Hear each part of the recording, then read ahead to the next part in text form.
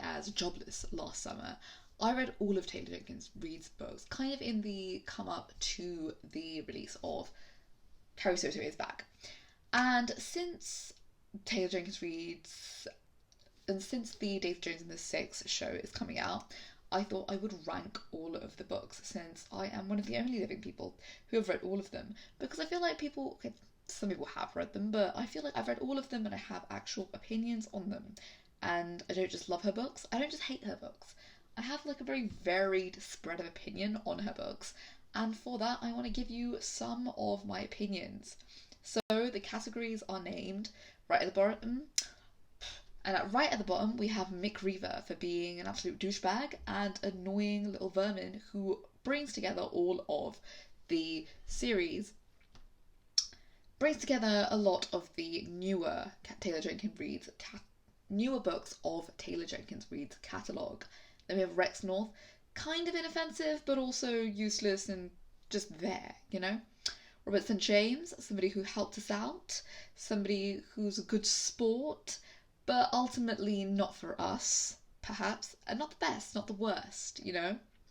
Harry Cameron, someone who does have our best interest at heart, somebody you want by your side, somebody who is your best friend, somebody who's been good to you.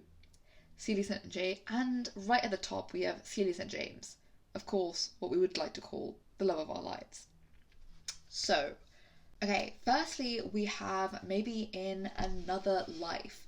And I'm not gonna lie, I didn't really like this book that much. I was expecting more from it, and I think that's perhaps why I don't like it as much as I could have. I think a big part of that is that I didn't go in knowing what this book was gonna be. I thought it was something else, and then I was kind of disappointed because it wasn't what I wanted it to be, which is probably my fault more than anything else, but at the same time, I don't like it.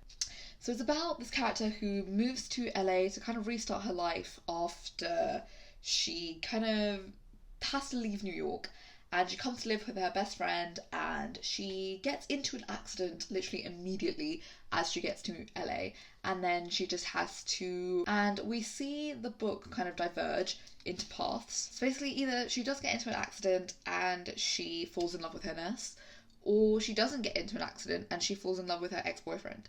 So really it's an interesting choice. But the thing is, I thought this book would let you, and I think something that really trips me up, and I think it tripped a lot of people up when reading this, is that I think you go into this book thinking that it's a magical realism book, and it's not. You do not get to see her choose which one she picks, and therefore it does not get a high rating on my personal scoring, because like it just wasn't what I wanted, and I think if it was magical realism and you got to choose, it would be a much more interesting book. Plus it has a surprise trope in it that I wasn't expecting, and it's always a surprise trope. You never get warned this is going to happen when you're reading a book, and it's never a good surprise. Then we have Malibu Rising. With this book you can really see that Taylor Jenkins Reid is like such a supreme when it comes to structure. Even if you don't really like the plot or the characters in her books, the structure of her books will make you want to read it regardless, and honestly it's something I aspire to be even like a little bit, a minuscule level of as good as she is, because she really keeps you turning the page even when you're like, do I care?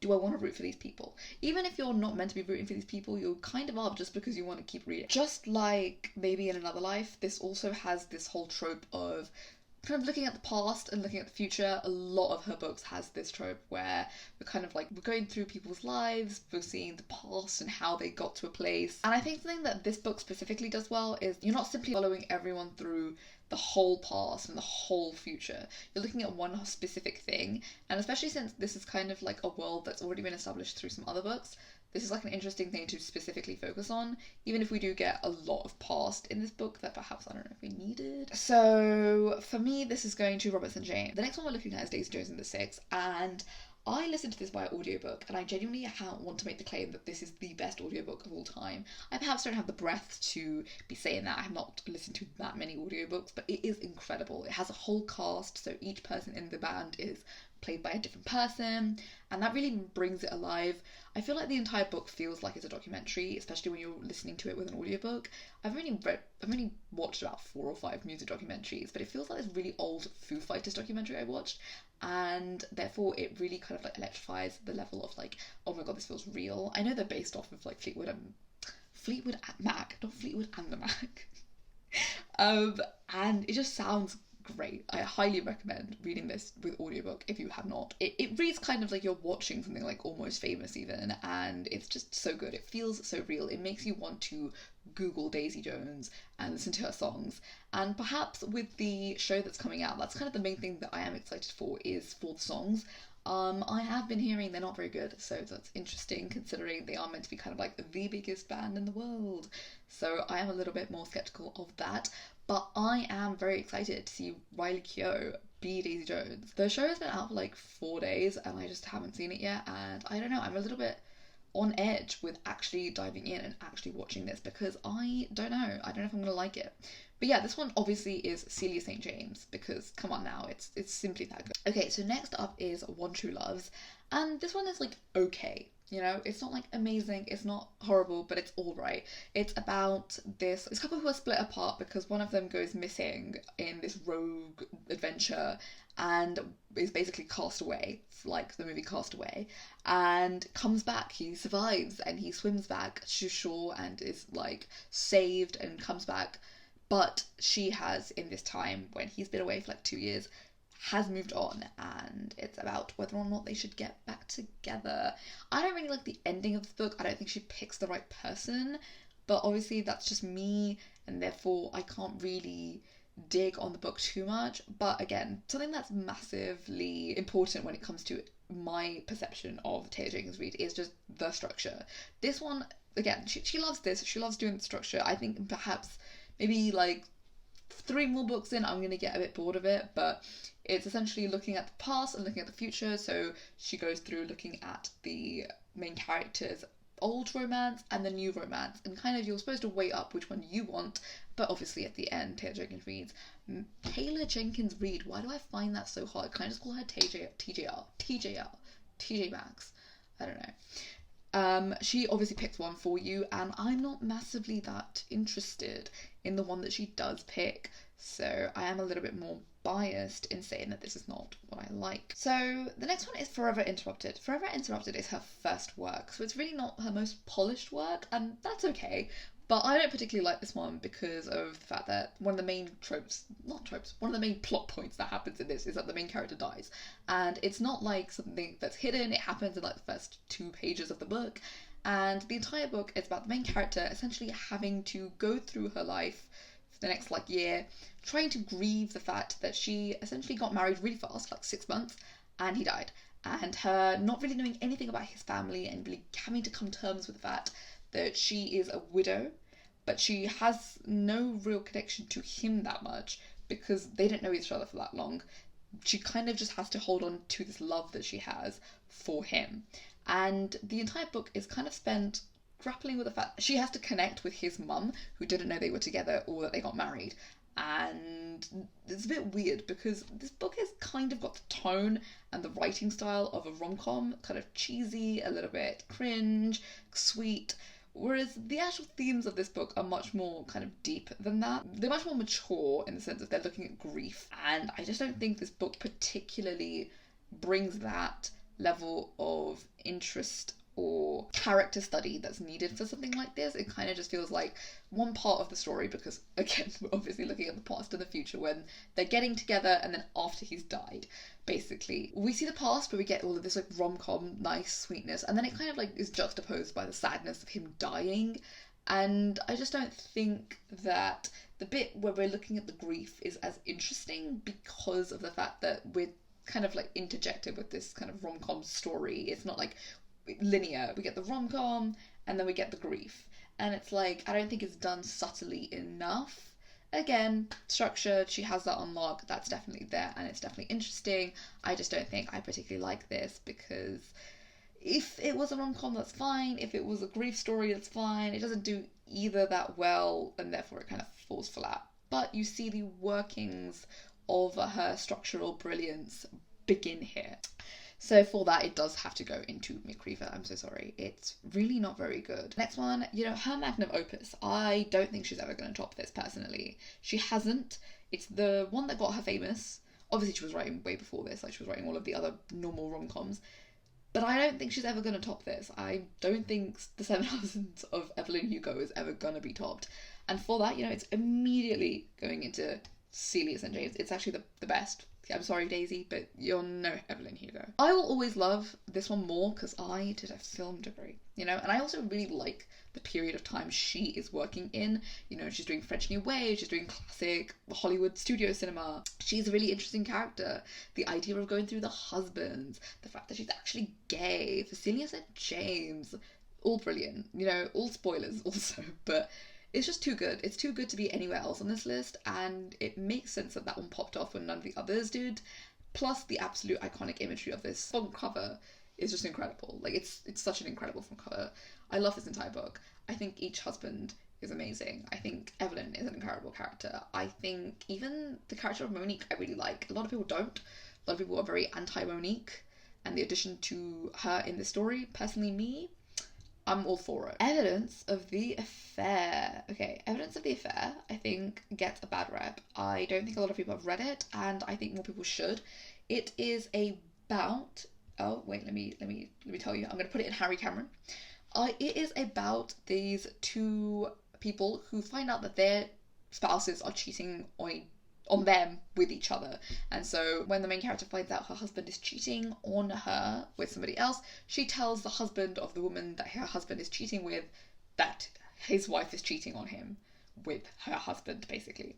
And it's really good. It's also set in this universe where like McReaver exists and all of the other famous people exist, which is interesting. It's a story kind of like about normal people though, and I just really like it. It's really good, and there's a relationship that builds, a friendship that builds between the two spouses that are being cheated on each other. It's really good, and if you do like any of the other stories within the sort of famous people, fake famous people series that Taylor Jenkins Reid has going, it's really good. I highly recommend. Carrie Soto is indeed back, darling. She is back, and I really like this one, mainly, more than anything else, because it focuses on one thing, and that is the fact that Carrie wants to win her title back. I like the idea of like going through someone's life like Daisy Jones and Evelyn Hugo, and even though those ones are going to be higher than this, I do like this idea of specifically looking at this one period of like her life, 1 year where she's doing all of the slams to get back at Nikki Chan. Nikki Chan? Chen? Oh my god, what is her name? Chan. I really liked that. But one thing I also really liked the snippets of news that go throughout this. It adds a level of contextual importance to the story that I really loved, because it was just so interesting to see the main issues in her career was like obviously sexism, and the fact that that's a big part that she has to grapple with as a person, but also seeing what the people were actually writing about instead of just being told that the articles are being written. I do have one major gripe, and that is she is Latina. She's meant to be physically Latina, I think. Also, she's not like a white Latina. But she never gets any racial abuse, or like we don't really talk about the racial abuse. Like, it's kind of there, we do see it. But considering Nikki, like, we see her actively get racially abused, but then we don't see Carrie. We only ever see proper like misogyny. We get some instances of it. They call her the Beast, which I think is a little bit racially coded. However, I think it was weird that one of the biggest like tennis stars would get racially abused and then the other one wouldn't. Especially since we've seen Serena Williams get it. Why wouldn't she? Like, it's just such a random choice to be like one of the professional women of colour who play tennis is racially abused and then one of them isn't. Like, weird choice, especially since we see all of these articles being written about the misogyny she faces. Such a random thing to leave out, but I don't know, it's just something that I specifically picked up, maybe because I was a little bit more on the ball reading this than I was reading any of the others. I don't know, it just weirded me out a little bit. And so lastly, we have the book that made me want to make this video, or just like made me want to read all of her other books, and that's After I Do. I was always going to read the ones that she put out coming forth, so I've been reading since Daisy Jones and the Six, and so I read Malibu Rising as it came out, and Daisy Jones and the Six kind of as it came out, but this one was the main one that I wanted to go and read her backlog for, and that is After I Do. A lot of people don't like this book, and I absolutely understand why. It is about this couple who are kind of going through something and they have a break. They're not broken up, they're having a break. And it's this idea of like working through a break and seeing where that will take you. I think that's like a really interesting concept. I think there's a lot of sort of like literary fiction about women that is written in this way. This one's a little bit different, obviously. It's not really literary fiction. I don't really know what to call Taylor Jenkins Reid. It's not simply a rom-com. I think some of them definitely are just romance novels. Like maybe In Another Life is definitely just a romance novel. It's nothing literary. I wouldn't say neither is One True Loves. I just don't think some of the other ones, like maybe In Another Life, Forever Interrupted, are comical. They're not very funny. So I do have that kind of gripe with them. So I don't like calling them rom-coms because they're not funny. This one is, it's kind of like an interesting character study. I like looking at a couple who has broken up, but they don't really know what they're doing. And I think that's like an interesting premise. I'm sure there's other books that are probably better at fulfilling this, but it's the first thing that I saw and I really wanted to see it. Plus, I really like this cover. I don't know why, but it's just interesting. I'm going to put it in Robertson James because it's not my favourite, it's not my least favourite, but it's very intriguing and I really like the idea of looking at a couple during the break because it's like, it's not where the height of the love is. It's not a breakup. There's no grief afterwards. But it's this idea of like, do we want to be together? And I think that's like a really interesting concept, especially since I think love is a choice. Instead of like this thing that is like passion and we only get one chance and we have to do it this way. Like, no. So I think that concept being put into a book was really interesting. But I do think the couple themselves and the reasons why they perhaps don't like each other or like each other in this book are very, very weird and skewed, and I don't like that, and that's probably the biggest issue a lot of people have with it. But the premise, very, very interesting. Structure, very, very interesting. So you get to go there. So I love her books, and this was my Taylor Jenkins Reid ranked. I haven't forgotten any, right? These are all of them. I have read all of her books. And more than anything, I think they are all very gripping and enticing stories with a level of structure that only people who are really into TV understand. You know, OG TV understands structure like Taylor Jenkins Reid like structure, because I feel like one of the main things about TV back in the day was that you need to have an arc within one episode, and I feel like her chapters have that. We were like arc, and you're like, I want to keep going, and you arc, and you want to keep going, and that's what she has. She has you gripped. She has you wanting to continue, even when you don't even understand or like everything that's going on. Plus, I'm really into celebrity culture. I am a pop culture fiend, and writing books about famous people will always have me like gripped. I have books on my Goodreads TBR about famous people that are fake because of how much she made me love this genre. So yeah, she has me by the balls, and I will keep reading everything she puts out. And I hope she keeps writing about famous people because that's what I like the best. Obviously, as you can see from here, the 5 books that she's written about famous people are at the top, whereas everything else is at the bottom. But then again, those are her newer books, and she has gotten better at writing. That's very definitely true. If you read some of her older stuff, you can see her like actively get better, and her picking a better premise for the newer books. Inspired. She's a good writer. She knows what she's doing. Yeah, I can't imagine her not writing new books. I don't want her to stop, but I also do think she has to pick some interesting people to keep going. I don't know who she's going to pick next. Hopefully someone we've not seen, or perhaps someone we have. I'd like to see from someone who's not likable. And not like Carrie Soto isn't likable. I want to hear from like Mick Reavers.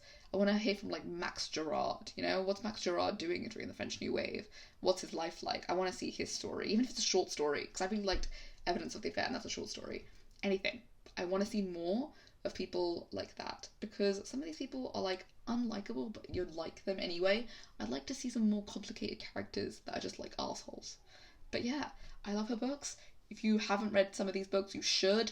I don't think I've given too many spoilers, and I think you could still read most of these. And I hope I've done a good job at least explaining what they're about.